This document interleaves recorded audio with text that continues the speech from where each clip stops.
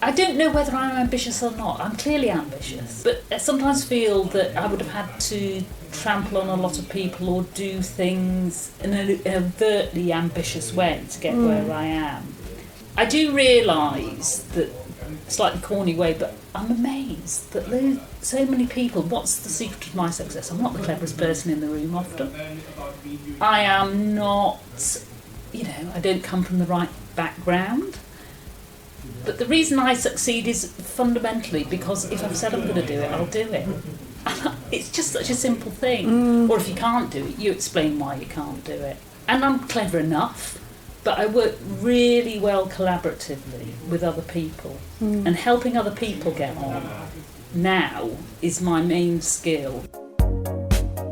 Hello and welcome to the Women of the Future podcast, a podcast made in collaboration with the Women of the Future programme, a platform built to unlock a culture of kindness and collaboration among leaders, as well as support and celebrate the successes of women. I'm Kim Rowell and I won the media category at their awards in 2018 in recognition of my continued work as a commissioner, producer and children's author, particularly within the mental health remit. I'll be talking to my guests on this podcast about their careers, who or what gave them their first big break, their successes, failures and inspirations along the way, and how they came to be a part of the Women of the Future network. Professor Jenny Higham is undoubtedly a leading light. The first woman to serve as principal of St George's, University of London, an appointment which she took up in November 2015, she was also the first woman to be elected chair of the Medical Schools Council in August 2016. An honorary consultant at St George's Trust and a visiting professor at Imperial College London, Jenny was the recipient of the Woman of the Future Mentor of the Year award in 2011. I met up with this remarkable lady at her office at the hospital in South London. I was born in the north of England as part of a very large northern family. They were people who were bright people, hard-working people, but weren't university educated. My mum and dad, my mum was one of 7. Wow. In a long dynasty of many children in the family. My father, only one of 2, but the 2 of them, my mum had to leave school to go and contribute to the family finances. Oh, really? And didn't complete higher education at all. She went a little bit to art college, but basically she was needed to fund. And my father got qualifications through night school. Okay. So he was, in the end, he became a chartered mechanical engineer. And so... Did your mum regret that, do you think? Oh, hugely. My mum's she's 2 things. My mother's deaf. Right. She Completely had deaf. Scarlet fever as a child. Okay. And so that was difficult. She's not completely deaf, but it's got progressively worse with age, as it does. And I think very frustrated by... She only really developed a career, you don't think about your parents in terms of their needs, but she had part-time administrative jobs and didn't work for quite a while because I'm one of 3 daughters. And then she finally got to into the university at the University of East Anglia because we moved around the country several times because my father, with his engineering, so he ended up in Norfolk. And she got a job as an administrator within the Department of Chemistry at the University of East Anglia. And I think that was for the first time that she, frankly, mixed with people who were intellectually challenging. There was diversity. I mean, my parents were always great advocates of higher education, even if they hadn't participated themselves. And she really resented it when she had to retire at 65 and a half.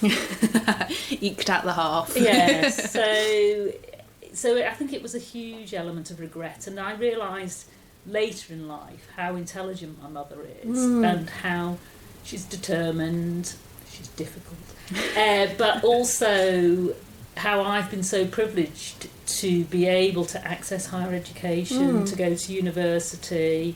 My older sister had gone the year before me, so they were keen for us to do that, even if they couldn't do it themselves. Do you think that was really important for her, having made those sacrifices, to then see it come to fruition in her own children, so that they could have you could have the access? I don't think she actually perceived it as sacrifices. It was just the way the expectations. world I mean, was. basically, you worked hard. It's just what tried happened. to do well. She came from a very, very impoverished background, really, really poor. I mean, because her father died and her eldest brother was killed in the war.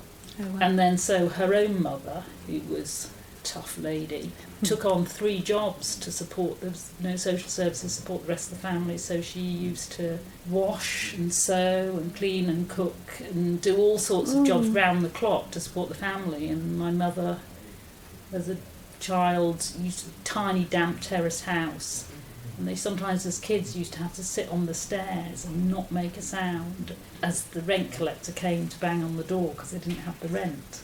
And so you can imagine how that played forward into my mum's life and her attitude. And so I don't think she felt that she made sacrifices in the sense that with my dad and they bought their own house. It was quite a comfortable existence. You know, they had central heating, they had an inside toilet, they had all these things. So her own life was much more comfortable than that of her childhood. And so I think that she was pleased for us that we got into higher education, but I don't think she perceived herself as having made sacrifices. Do you feel like that affected your own career? Because here you talk about it now, how hard your grandmother worked and how hard your mother worked. And we get accused as millennials of being the snowflake generation because we're not willing to actually physically work hard or dedicate ourselves to an extent, or that's how the media portray it. Do you think that is something that you were aware of, or has it impacted your own career? I think, first of all, it's unfair, the label around snowflake generation. I have 3 kids of that generation.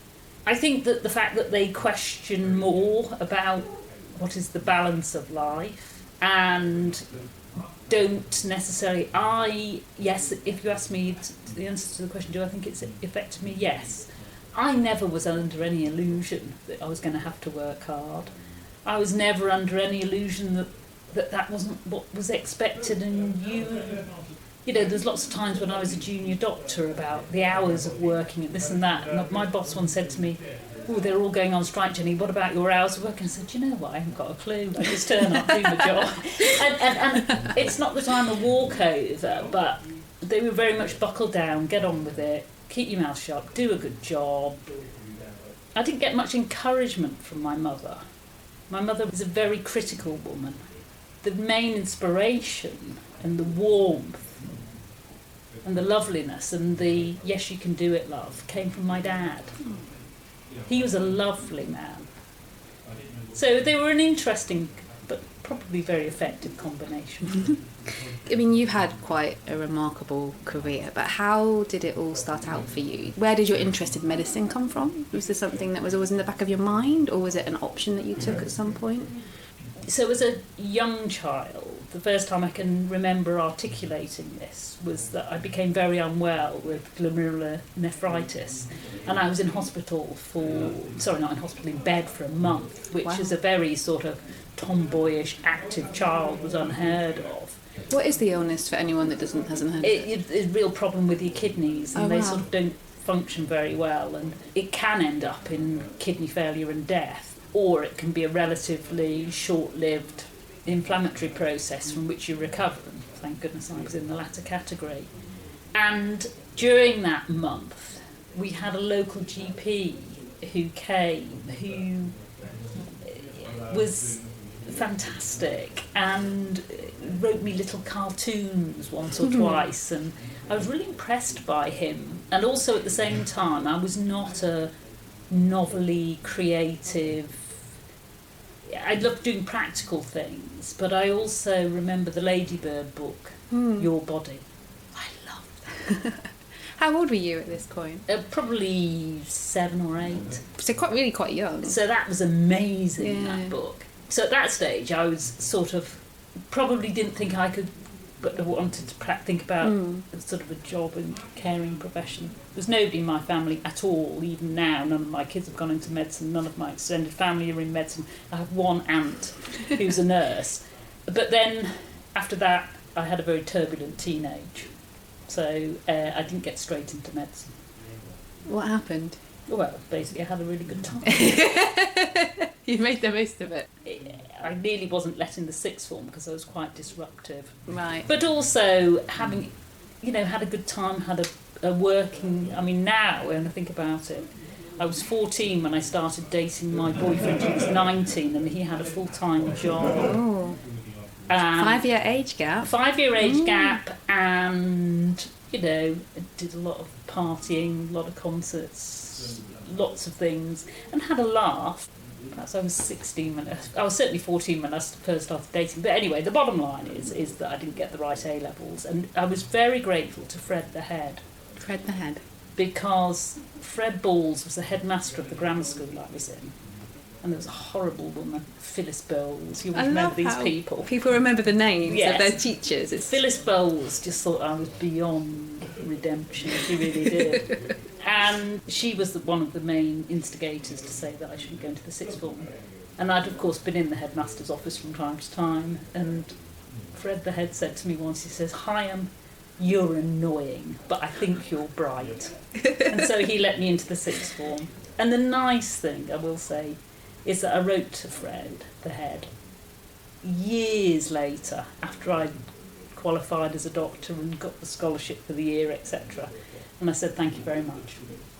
Did he respond? Yes. Oh, how lovely. I mean, now, if you look at some of your accolades, you're the first woman to serve as a principal of St George's, University of London, and that started in November 2015. And then you're the first female to be elected chair of the Medical Schools Council, and you're also an honorary consultant here at St George's NHS Foundation Trust. That's just a couple of things. That's not everything that you've done. Is there a moment that stands out for you that you're particularly proud of? Or is it all the fruits of your labour? Or how would you gauge your own career? Because I suppose we don't really do that, do we? We don't ever really take stock. No.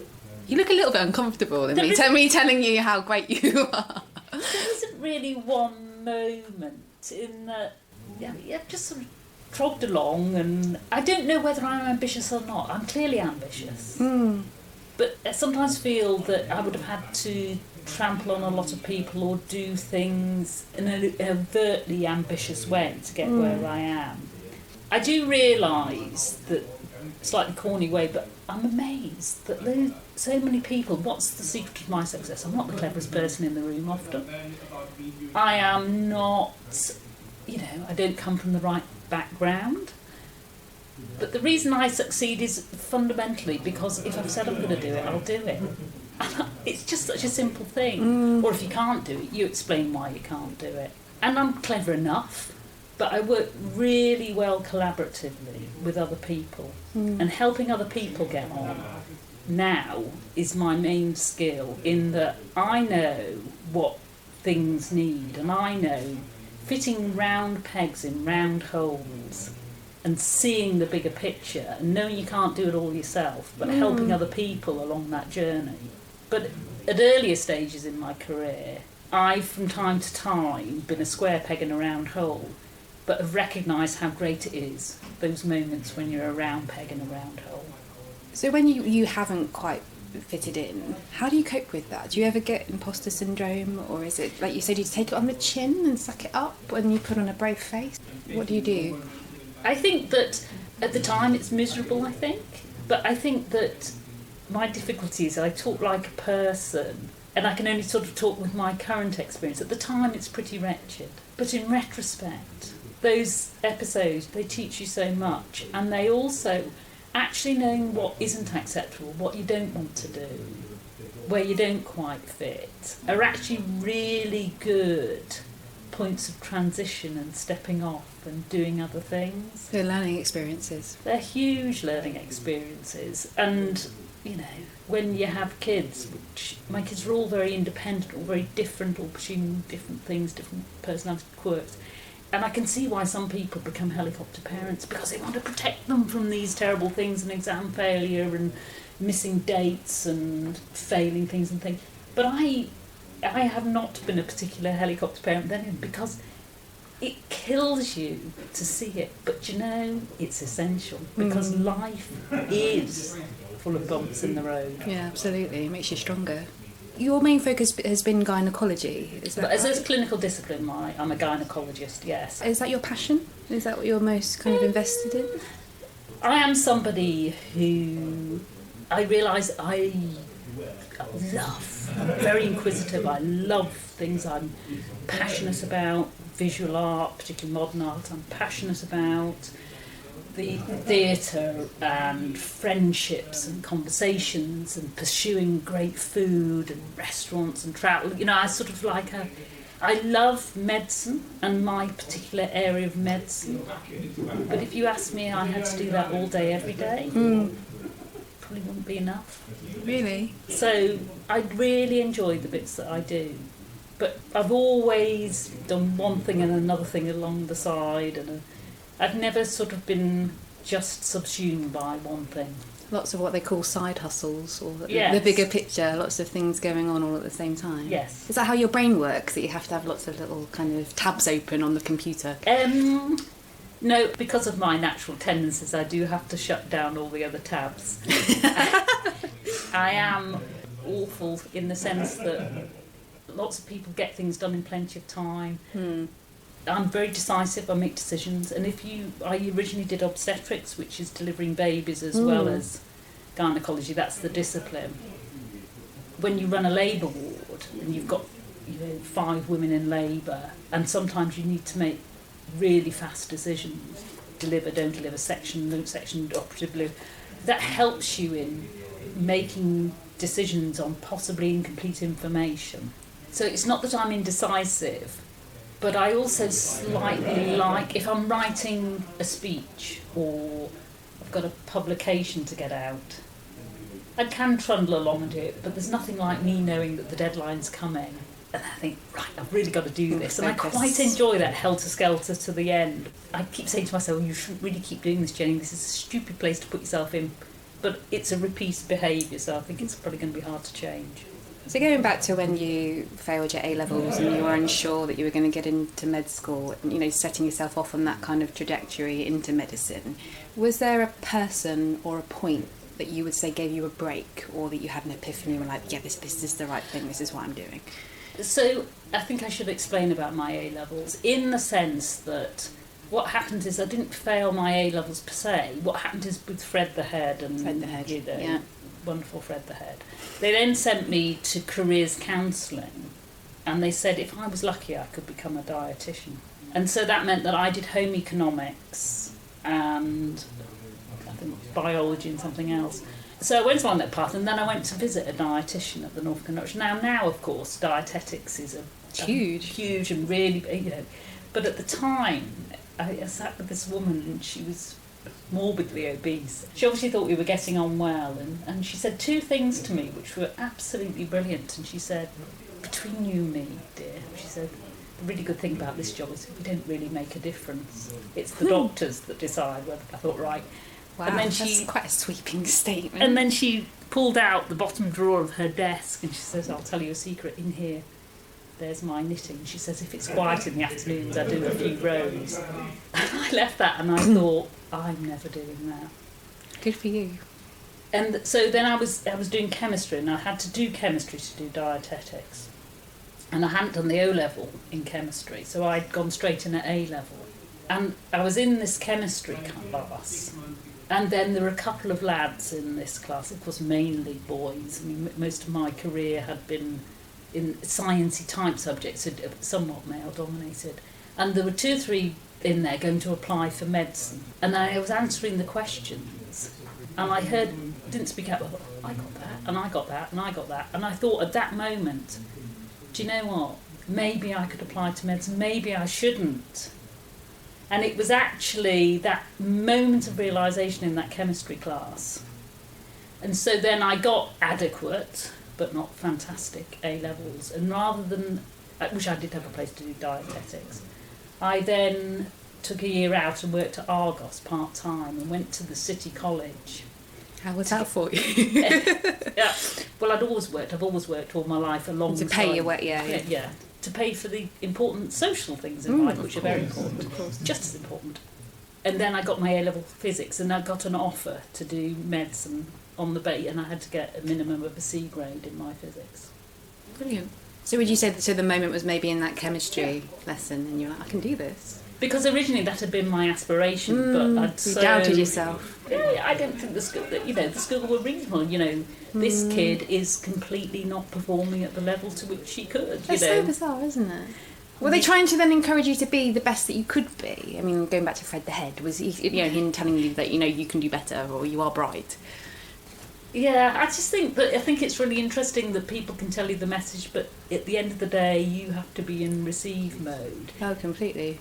It was a big school, so I mean, it makes it sound as though I had quite a lot of direct interaction with them. I didn't really, but the fact that he overstepped the key moment and said, yeah, you can go in. And I, to be fair, by the time I got to sixth form, I sobered up, stopped smoking as much, stopped being surly, started being participatory, started working hard. So they weren't wrong in their judgment. I was a pain in the right royal neck. It's a rite of passage. Yeah.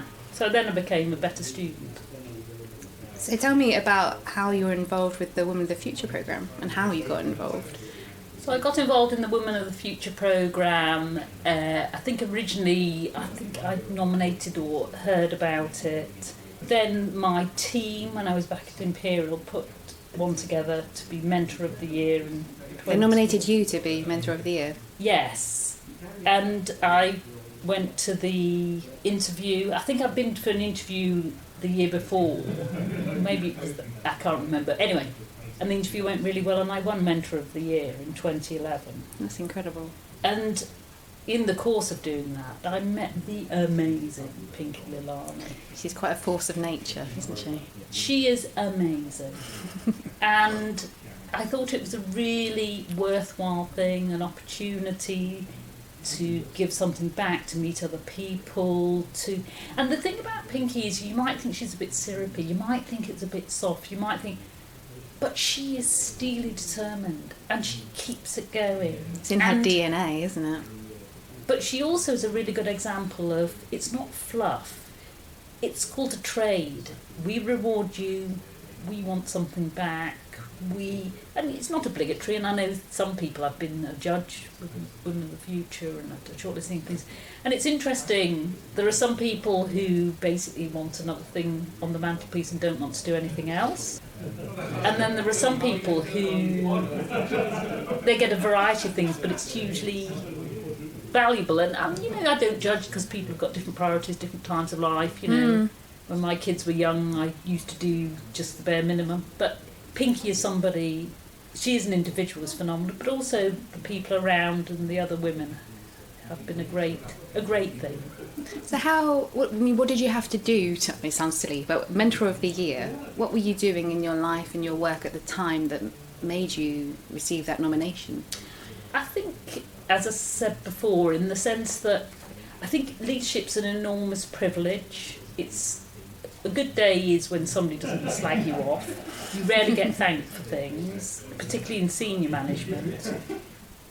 But what I've always really loved is spotting people. And I try very hard, no matter what grade or level, or if somebody's done something good, rather than just think it, I try and say, I really liked what you said then. Or in meetings, say for example, it's quite intimidating when you first begin. And there are people round a board table, for example, and there are the three people. They'll always say something. They can always take up the airtime. And then if you're chairing a meeting, I often find somebody who I think is really knowledgeable, but obviously a bit shy, and I'll say to them, but I think you are going to have something to say about this, and I'm going to ask you your opinion that, but just in the meantime, and then I turn to one of the, always wants airtime, and that gives them their airtime, but also it doesn't they know I'm going to ask them. Gives them time to think. So that they don't blurt out and then compound the issue. And also I've often picked out people for roles, and I really support other women, but I think that, if I'm honest with you, sometimes there are completely overlooked men as well. I really don't like these gender stereotypes in that all women are oppressed or all women aren't bullies, or I've seen appalling behaviours in every spectrum of society. So I have some quick fire questions that I ask everybody on this podcast. Yeah. What would you describe as your greatest success? Life. And your greatest failure? Lack of time. The mantra of the Women of the Future is kindness and collaboration. What does that mean to you in both your personal and professional life? The way I try to run it. Is there anything that scares you? Lots. Anything in particular? I'm usually a very optimistic person. I feel really worried about societal division, poor political leadership, and basically the planet going to rack and ruin. What's left on your to-do list? Oh, I'm nowhere near finished yet. Loads. Holidays? Travel?